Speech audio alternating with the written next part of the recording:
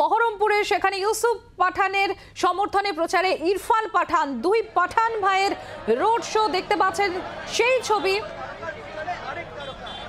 বহরমপুরে ইরফান পাঠান, ইউসুফ পাঠানের সমর্থনে ইরফান পাঠান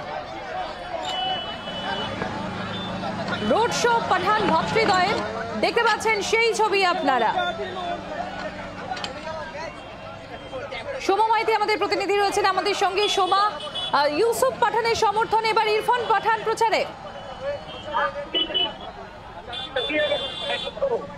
দেখো, ইরফান পাঠানের রোড শো দিয়ে কিন্তু একেবারে রীতিমতো উচ্ছ্বসিত তৃণমূল কংগ্রেসের কর্মী সমর্থকরা সঙ্গে রয়েছেন, সঙ্গে রয়েছে বাইক মিছিল, হাতে সুন্দর প্ল্যাকার্ড নিয়ে।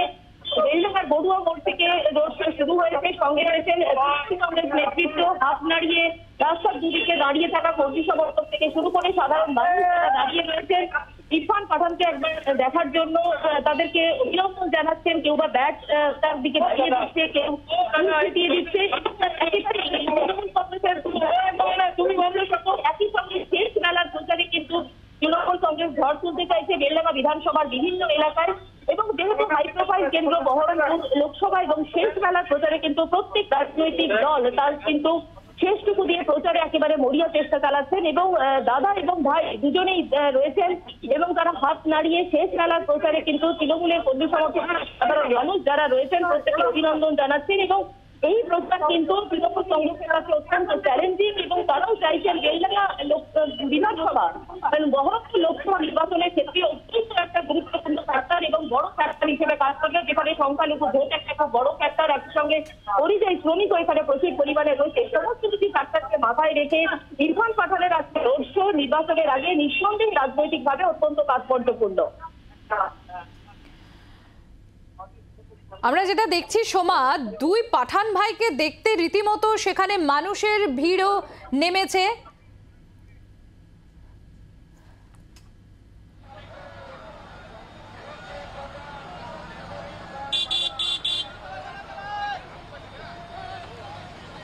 আপনারা দেখতে পাচ্ছেন ইরফান পাঠান, ইউসুফ পাঠানের সমর্থনে বহরমপুরে ইরফান পাঠানের এই পাঠান ভাতৃদ্বয়ের রোড শো দেখতে মানুষের ঢল, দেখতে পাচ্ছেন সেই ছবি আপনারা।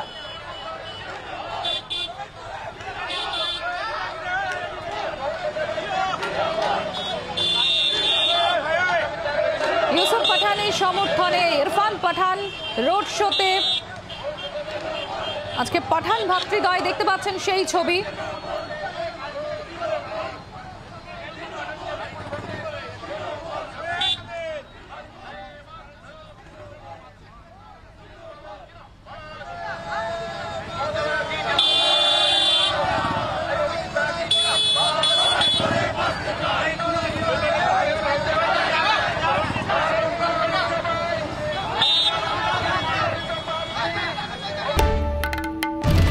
বাংলার আওয়াজ, বাঙালির আবেগ, জি 24 ঘন্টা।